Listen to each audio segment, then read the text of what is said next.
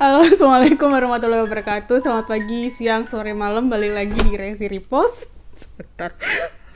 Saya udah lama kan gak sama Epi.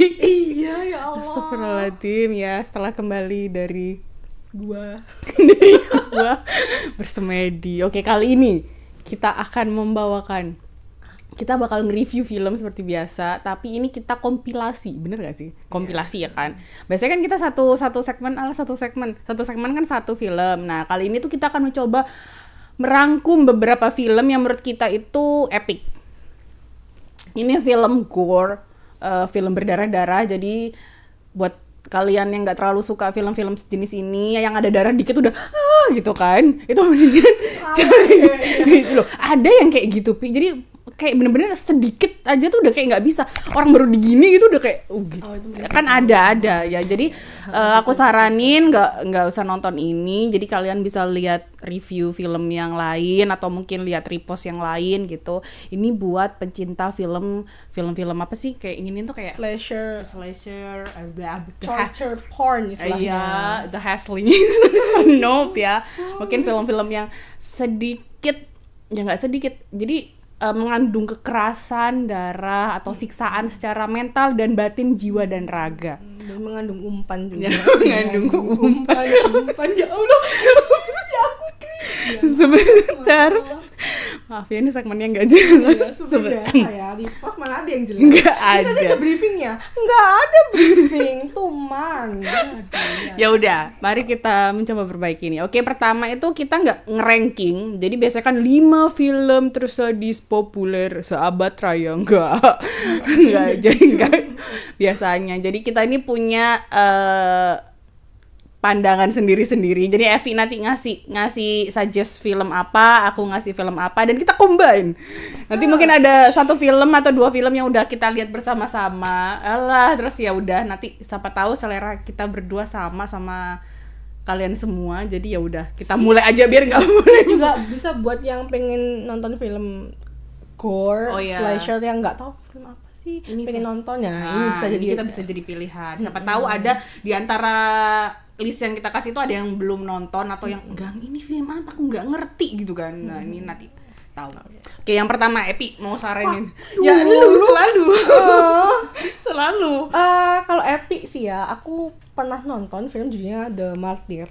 Okay. Ya, martir ya, bukan martir kan tadi dari type slip tongue terus ya bilang. Jadi The Martyr itu filmnya kalau nggak salah film Prancis kayaknya, pokoknya bahasanya bukan bahasa Inggris ya, bahasanya nggak tahu, bahasa Prancis kayaknya. Bahasa Prancis. Nah, filmnya itu bercerita tentang di awalnya ada cewek-cewek lari-lari gitu, kayak babak belur, melarikan diri dari nggak tahu dari apa, mungkin disiksa atau gimana. Nah, tapi dia balik lagi ke tempat dia disiksa. Nah, ternyata itu ceritanya dia emang diculik sama temennya, disiksa, terus si satu cewek ini berhasil kabur, temennya enggak, dia balik lagi buat nyelamatin, tapi teman malah yang teman yang baik, tapi malah ketangkep, Bun. Terus dia disiksa. Ini spoilernya sampai ya udah gitu aja. Sampai ini enggak sih semuanya enggak sih? Enggak. Jadi kan kita kasih yang seupret gitu. Jadi sedikit gitu kan istilahnya. Terus ini menurutmu sebagai pecinta film-film sadis? Bukan. Jangan film-film thriller. Iya. Itu kan Chill and Kill. Itu kan. Tapi itu tuh enggak. Itu tuh ini 1 sampai 5 itu menurutmu tingkat apa sih yang membuat bagus, atau hanya jeb-jebnya doang, atau plot twistnya sih? Ya, endingnya plot twist, karena kita nggak nyangka bahwa awalnya sih ngira ini kayak perdagangan manusia atau perdagangan organ, atau kayak mungkin kayak film-film yang ini apa, hostel, makanya kayak hostel yang cuma bayar orang buat nyiksa orang lain kayak gitu.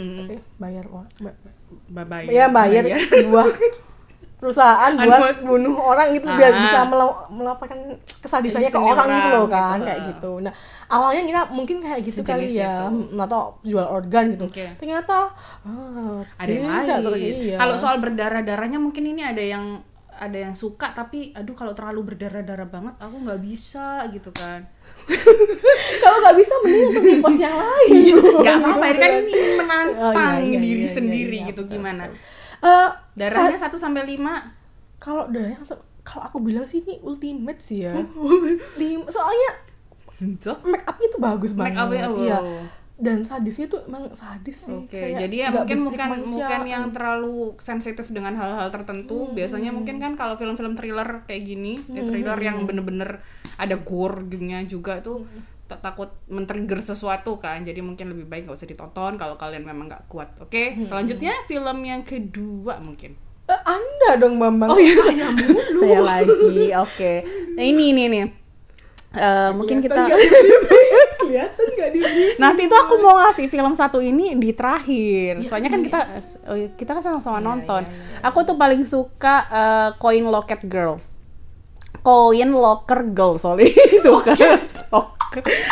Aku tuh aku gini ya sebenarnya. Aku tuh kalau nonton film kadang-kadang tuh suka lupa judulnya apa. Jadi Epi membantu. Jadi ceritanya itu judulnya apa ya, lupa. Tapi kalau ditanya film thriller bagus, aku selalu inget judulnya walaupun agak salah sedikit ya kan. Ini tuh film Korea. Jadi tuh ceritanya ini tuh mungkin kalian yang sensitif soal anak-anak jadi nggak terlalu aku rekomendasiin. Memang kalau nggak suka film jenis ini ya jangan nonton lah. Jadi ini tuh dari awal tensinya film tuh udah langsung gitu. Udah kalau biasa kan film-film kayak gini kan awalnya tuh masih slow, saya kayak slow burn gitu pelan-pelan, terus tiba-tiba nanti meningkat seiring film. Itu enggak, ini dari awal udah tensinya udah naik dianya. Jadi ceritanya itu dia ini cewek, dia tuh dibuang di locker stasiun kan? Locker stasiun nomor 10 namanya, makanya dia dikasih nama Il. Itu kan 10. Kalau nggak salah ya semua. Il itu bukan artinya sakit ya? Bukan, bahasa Koreanya maksudnya. Nah, habis itu tuh dia ini diadopsi sama mama dalam tanda kutip yang mempekerjakan dia buat jadi penagih hutang, terus bandar, dan ternyata mamanya ini punya side job yaitu jualan organ. Jadi kalau lu nggak bayar utang, ya apa yang bisa dijual? Kira-kira ginjal ini, terus kornea, salah. Kayak gitu, kornea gini bisa dijual tuh bisa. Nah di sini menurutku yang bagus tipikal film Korea ya. Selain filmnya tuh berdarah-darah, ya set gitu kan. Tapi itu ceritanya tetap bagus. Jadi di akhir itu pergejolakan batinnya mbaknya ini. Istilahnya dia tahu dia punya keluarga salah, ibunya salah ngelakuin bisnis kayak gitu, tapi gimana dong ini keluarga satu-satunya yang nerima aku gitu. Jadi dia di situ tuh kayak ini konflik batin. Tapi istilahnya menurutku kekerasannya sih nggak terlalu gimana di angka masih 3 lah. Jadi mungkin kalian yang nggak terlalu suka yang terlalu berdarah banget, ini masih bisa ditonton. Tapi ya tetap adegan kekerasannya brutalnya tuh banyak banget. Walaupun memang nggak terlalu kelihatan sampai mengucur gitu enggak, tapi brutalnya tetap ada dan ceritanya bagus. Jadi menurutku tetap nangis nontonnya, gimana dong? Selalu film Korea, genre apapun tetap nangis. Oke. Buat kalian yang mau coba nonton itu, yaitu tadi Coin Locker Girl, film Korea. Mungkin yang banyak underestimate film-film Korea ya, tolong ini ditonton. Tapi nanti kita punya kejutan surprise film Korea yang bakal kita review nanti. Boleh sedikit komen out of topic nggak? Apa? Lama-lama bahasamu kayak vikingsasi gitu ya. Gejolak. Oke, next. Film selanjutnya. Kalau aku kita itu kelompok pantun ya. Selanjutnya saut-sautan film lanjutan. Kalau aku next itu ada Serbian film. Jadi judulnya Serbian film. Serbian film. Jadi saya di Serbian ya. Iya, dan produksi Serbia kebetulan. Iya. Terus ceritanya bercerita tentang seorang mantan pemain film porno laki-lakinya, namanya Mas Milos. Sebentar, kok namanya kok tidak asing seperti Ricardo Milos. Kamu tahu kan? Yang di meme, kamu nggak tahu? Nggak tahu, aku lupa. Iya, ampun, Mas Milos yang pakai bandana terus. Oh, yang itu. Iya. Ricardo Milos. Oh, maaf. Oke. Jangan ditampilkan di sini, tolong. Enggak. Terlalu. Mas Milos ini dia diminta bosnya untuk ayolah ikut film terakhir lah gitu. Kebetulan Mas bayarannya banyak gitu, masih butuh duit juga. Sebelum vakum menjadi porn actor ya. Sebenarnya sudah vakum dia itu. Vakum. Cuma mungkin anak kesayangan kali ya. Dia sudah punya anak, sudah punya istri, si Mas Milosnya ini, dan sayang banget sama anaknya, anaknya cowok gitu. Udah usia berapa ya, mungkin sekitar 7 atau 8 tahun gitu. Nah, dia dipaksa, Mas Milos itu nggak tahu harus ngapain, nggak diceritain, maksudnya nggak dikasih tahu ini bakal kayak gini. Biasanya kan ada adegan-adegannya. Iya kan, tetap harus dikasih skrip kan, walaupun film, namanya film, walaupun film dewasa tetap ada skripnya. Jadi itu nggak dikasih skrip, jadi bingung harus ngapain. Nah, pas di tempat ternyata dia harus berhubungan dengan anak di bawah umur, cewek, dan dia nggak terlalu nyaman dengan itu awalnya. Tapi scene berubah ke beberapa hari kemudian, pokoknya dia tuh udah bangun-bangun dari pingsannya gitu, dari rumahnya dia, terus bingung kayak aku lupa ini tanggal berapa sih, udah 3 hari aku tidak sadarkan diri. Nah terus dia berusaha mencari apa sih yang terjadi, karena dia babak belur posisinya, pengen tahu apa yang terjadi selama 3 hari ini. Nah ternyata ada plot twist yang sakit jiwa gitu. Agak 1 sampai 5 nih berdarahnya sampai seberapa nih? Boleh 10 gak? Soalnya ini filmnya kontroversial banget. Maksudnya di mana-mana di ban karena ada tema-tema pedofilia, ada tema-tema nekrofilia juga. Bener-bener sakit dan kayak agak setengah surrealis sih, kayak nggak make sense gitu. Tapi tuh ngerinya tau nggak sih? Mungkin nggak ini ada sebenarnya in real life gitu kan? I don't know, itu kayak itu tuh paling aku kalau nonton film-film kayak gini tuh ya, yang bikin merinding itu kayak ini mungkin ada loh. The possibility-nya. The chance is low but never zero. Iya, itu kan merinding gue. Oke, mungkin tadi filmnya buat itu 18 plus gitu kan. Itu kayaknya 75 tahun plus. 75 tahun plus, itu tuh kayak ngeri gitu kan. Mungkin banget. Apa ya, mungkin beberapa orang yang kadang-kadang tuh mikir, lu tuh lihat film kayak gini buat apa sih sebenarnya kan. Tapi kan kita tuh, kalau aku tuh kadang-kadang kalau ya udah dicoba aja dulu, lihat, kalau ngerasa itu disturbing ya udah berhenti gitu. Film sendiri itu kan udah bentuk dari art, ya kan. Kita bisa mungkin plot twist-nya nggak jelas gitu, tapi dari sinematografinya bagus. Nah kita lihat dari situ, dari ceritanya juga sebenarnya ada yang diangkat ya, ada pesan moral ya kan. Ada mungkin nggak secara tersurat tapi nggak tersirat, tapi dengan cara tersurat. Gitu. Jadinya ya udah, film apapun sebenarnya pasti ada moral ya, pesan moralnya yang dibawa. Yang asal kamu pernah lihat film kelas B yang kamu tuh yang bird apa sih, burung-burungnya yang editannya tuh ya Allah mataku kayak gak lihat gitu ke burungnya sama burung yang ada di film-film Indosiar. Itu lebih parah, lebih busuk lagi. Bayangkan. Sama film-film Nigeria itu masih lebih bagus film Nigeria. Pernah nonton di YouTube film Nigeria? Seremnya. Next, selanjutnya tuh aku nih filmnya paling ya film klasik thriller sepanjang kita hidup kayaknya. Yang klasik pasti yang awal-awal ini ya pasti Saw lah ya. Saw pertama ya. Saw 1, 2 itu masih bagus menurutku. 3 tuh masih lumayan lah. Tapi setelah ke belakang itu 4 ke aku nonton yang 6, sempat nonton yang ke-6 kalau nggak salah di bioskop juga, dan udah males. Terus kayak kok begini, semenjak Jigsaw-nya nggak ada, diambil alih sama istrinya kan, itu jadi kayak ceritanya agak-agak kemana-mana gitulah. Jadi menurut aku buat kalian yang suka mungkin bisa nonton di Saw 1 sampai 3. Ya kan, itu tuh masih bagus. Mungkin kalian yang anak-anak milenial mungkin ada beberapa yang nggak ngerti Saw tuh film apa kakak gitu kan. Saya ini tahun berapa sih, 2004 ya? Sekitar tahun 2000-an lah ya. Iya, lama. Yang Saw pertama tuh lumayan lama, dan itu menurutku itu film-film jenis-jenis kayak gitu yang bener-bener sadis waktu itu menurutku ya. Itu kayak bener-bener orang tuh dipermainkan nyawanya tuh kayak nggak ada harganya. Awalnya ya kita ngeliatnya tuh kayak nih orang sakit, maksudnya orang dikurung terus disuruh pilih kayak aku sama Epi nih, misalkan salah satu kita harus mati gitu kan, kita kan harus survive gitu kan, salah satu gitu, kamu bunuh aku atau aku bunuh kamu gitu kan, biar kita bisa keluar dari ruangan ini misal. Itu kan waktu itu tahun segitu, dan aku kayaknya kira-kira masih SMA awal lah, lupa gue ya, sekitar itu kayak liatnya tuh kayak serius tuh masih merinding kayak ih kok masih nggak berani, masih agak takut gitu. Mungkin karena juga plot twist di endingnya. Iya, Terus terus kita juga nggak pernah dapat tema-tema film kayak gini gitu kan. Kayak gitu. Terus cara penyiksaannya, jadi ini tuh film yang nggak terlalu banyak setting, jadi settingnya ya mesti di ruangan Iya, itu kan, di ruangan dengan 2 orang atau kadang-kadang 1 orang aja yang dia harus memilih mematikan teman-temannya yang lain atau dia yang selamat. Jadi cuma bagaimana cara bertahan hidup itu aja sebenarnya kan. Tapi cara-caranya ini kadang-kadang kayak agak masuk akal gitu kan, agak ngeri gitu kan. Waktu itu ya 1-5 sih darahnya 4 lah ya. Sebenarnya nggak terlalu brutal kan sebenarnya. Itu kayak pelan-pelan, kayak kita logikanya sama empatinya tuh kayak bermain di situ kan. Jadi nggak yang brutal banget gitu, enggak.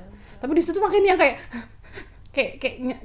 takut ya kan. Iya. Ya kan takut gitu. Ya udah deh itu aja. Mungkin kalian yang suka film-film yang agak-agak nguras emosi ya kan, itu bisa coba deh Saw 1-3 lah yang menurutku masih bagus gitu. Terus next epi lagi Udah habis coba. oh iya film terakhir ya, film terakhir yang kita rekomendasikan bersama film Korea. Ya kan? Ya kan, yang Saw the Devil kan. Ya ini katanya sih film bakal mau di remake kan, tapi nggak jadi atau gimana Sama Amerika mau Hollywood. Nggak tahu sih. Remake kan biasanya biasanya ya kan. Tapi ini Saw the Devil ya kan. Ini film Korea yang ceritanya dapet selalu ya. Tapi sebenarnya nggak semua film Korea bagus sih. Maksudnya kan dalam segi cerita gitu. Tapi ini tuh ceritanya bagus, aksinya bagus, actingnya keren banget. bagus. Itu mungkin kalau kalian yang suka film-film atau drama-drama Korea, ini tuh ada aktor kawakan semua sebenarnya main. Aktor kawakan di drama dan movie. Apalagi bapak siapa tuh? Bapak Choi Min-sik. Choi Min-sik itu kan kayak bapak gangster yang Iya, muka-muka preman. Muka-muka preman gitu tuh. Itu banyak banget film lain loh, kayak yang temanya 11 kan. Kayak misalnya Old Boy sama Lady Vengeance itu juga dia main. Itu juga di Lady Vengeance dia juga jadi penjahat yang sadis ceritanya karena dia bunuh anak kecil. Kalau di Old Boy dia ya sadis juga kan, bawa palu dia. Terus dia sempat di-remake juga sama Hollywood dan amblek. Iya, maaf sebelumnya ya. Jadi Saw the Devil ini kenapa menjadi rekomendasi kita berdua? Paket lengkap ya? Iya, karena dari sadisnya ada, yang menjijikkan itu ada. Ceritanya soal apa nih sebenarnya? Bercerita tentang bahwa dia pembunuhan seorang, ditemukan jenazah lah ya. Jenazah perempuan gitu. terpotong-potong. Iya, terus ada satu agen gitu kan. Agen gitu nggak sih? Itu sebenarnya itu bapaknya yang perempuan ini detektif kan di kriminal, terus tunangannya ini tuh kayak badan intelijen negara gitu loh dia itu. Oh iya. Kalau di luar negeri kayak FBI gitu maksudnya. Sejenis itu.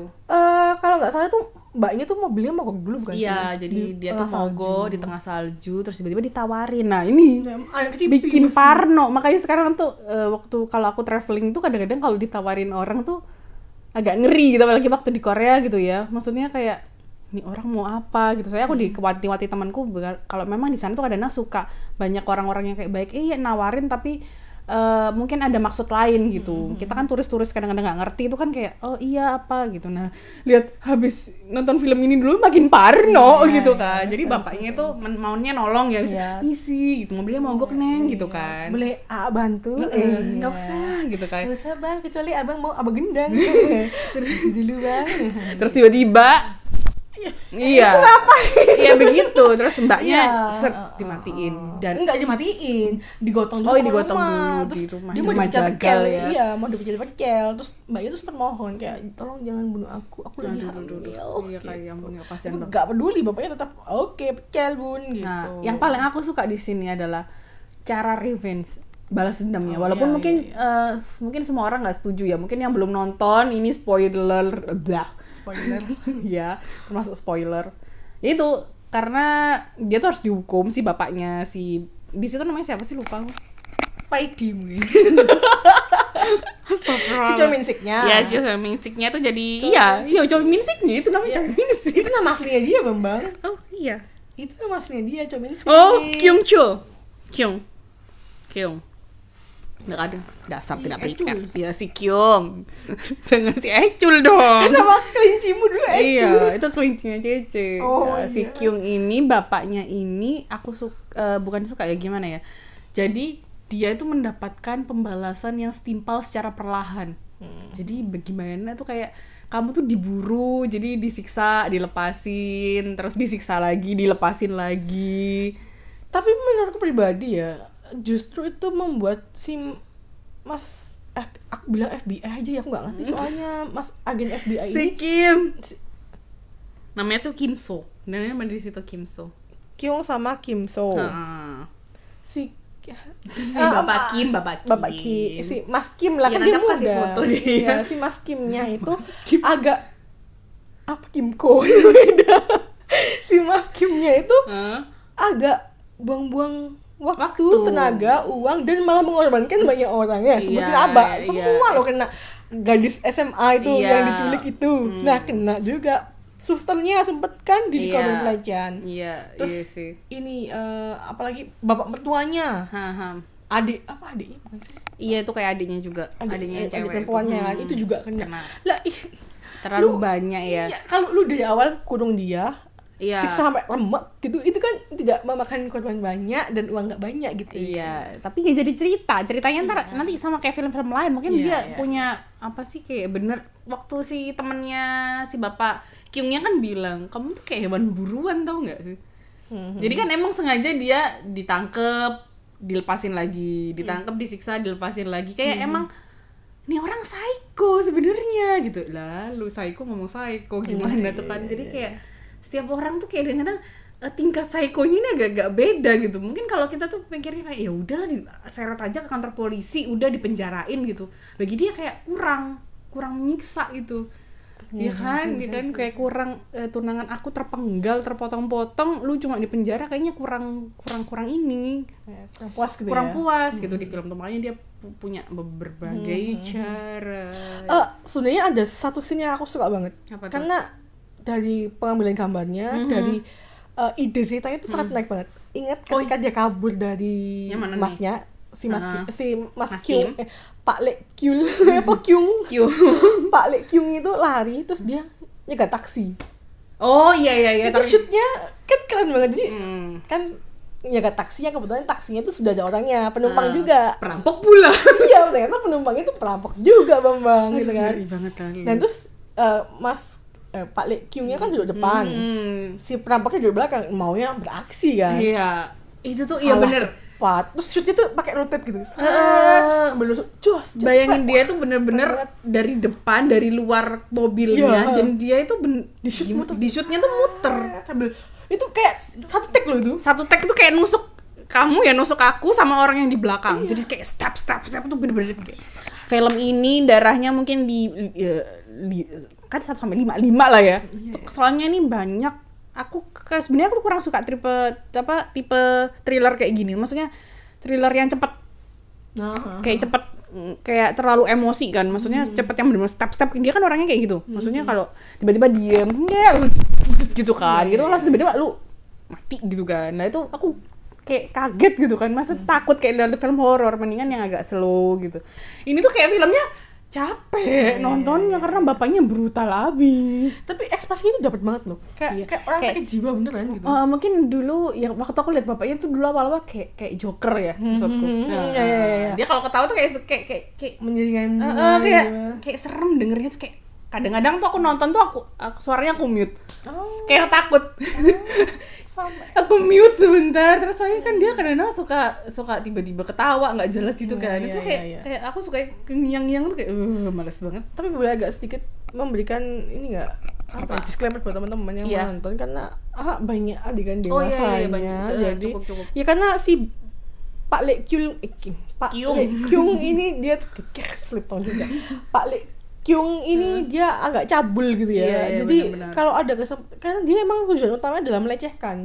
Jadi selain membunuh dia lecehkan dulu biasanya. Nah, ini banyak kasus yang di scene-nya itu nunjukin adegan-adegan dia mencabulin orang gitu loh. Jadi mungkin ya bisa langsung di skip, atau mungkin ya di skip pun adegannya juga brutal juga. Jadi ini tuh harus siap-siap mental sih. Aku sendiri kalau waktu mau rewatch lagi tuh kayak ya udah aku selalu kecilin suaranya, kalau nggak gitu aku mute aja, cuma aku lihat itu kayak ngeri gitu kan. Sama kayak nonton film Joker itu, aku yang itu termasuk film yang nggak bakal aku tonton lagi. Kalau yang ini masih As of the Devil itu kan masih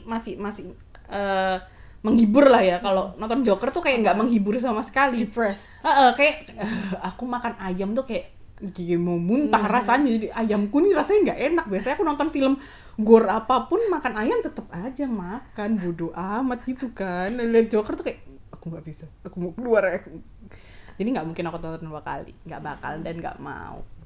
Jadi itulah list film-film yang mungkin bagi kalian ada nih film yang lebih sadis, tapi ya kita mungkin belum nonton, dan mungkin ada yang beberapa terlalu terlalu tabu atau bagaimana. Mungkin gitu. juga ceritanya kurang bagus. Mungkin cuma menonjolkan sisi kekerasan aja, tapi kayak nggak punya cerita tuh kan ngapain juga gitu kan. Tapi kalau ini tuh yang kita review, insya Allah ada paling nggak ya ceritanya tuh ada lah bagus gitu. Jadi nggak cuma nonton tuh nggak lihat yang berdarah-darah aja, tapi ada ceritanya di situ dan bener-bener hikmahnya. As of the Devil tuh yang bagian akhirnya tuh yang aku puas. Jadi ini mungkin film thriller kan biasanya kan tidak memuaskan semua penonton ya, biasanya endingnya enggak kurang gitu kan. Kalau ini ya best lah. Best. Pokoknya udah endingnya tuh kayak sudah kayak kita tuh penonton senang gitu kan. Endingnya tuh bener-bener bagus. Jadi buruan nonton, oke? Mungkin ada yang mau ditambahin nih, Pi? Chan? Ada. Ini udah mau setengah jam. Mungkin 26 menit. Ini mau dibuat singkat sih. Oke, buat kalian makasih udah mau dengerin sampai 26 menit ini. Semoga list film kita cukup menghibur. Mungkin buat kalian ada yang mungkin yang belum ditonton, ya silahkan sok mau ditonton. Tapi ini di Netflix kayaknya nggak ada rasanya. Nggak ada. Kayaknya nggak ada. Serius, aku tuh sampai pakai VPN buat cari As of the Devil. Dan nggak ada. Biasanya aku bisa, maksudnya kayak aku mau jadi di mana gitu ya kan. Maksudnya aku bisa nonton Netflix yang belum ada di Indonesia gitu. Tapi ini legal nggak sih sebenarnya? Tapi menurutku iya, maksudku aku berlangganan secara resmi ya Netflix-nya gitu, bukan yang abal-abal gimana itu enggak. Tapi maksudnya saya pakai VPN untuk pindah lokasi agar jadi bisa melihat film-film di negara lain. Iya, soalnya tuh Netflix di Indonesia di negara tetangga tuh beda gitu. Ya udah, itu aja. Semoga list kita membantu hari kalian buat menikmati film-film mungkin yang suka jenis film-film ini ya. Jangan lupa buat komen, share, subscribe, udah gitu aja. Makasih Pican sudah kembali lagi di kursi panas ini. Padahal nggak di kursi, lantai panas. Oke, makasih semua, bye bye.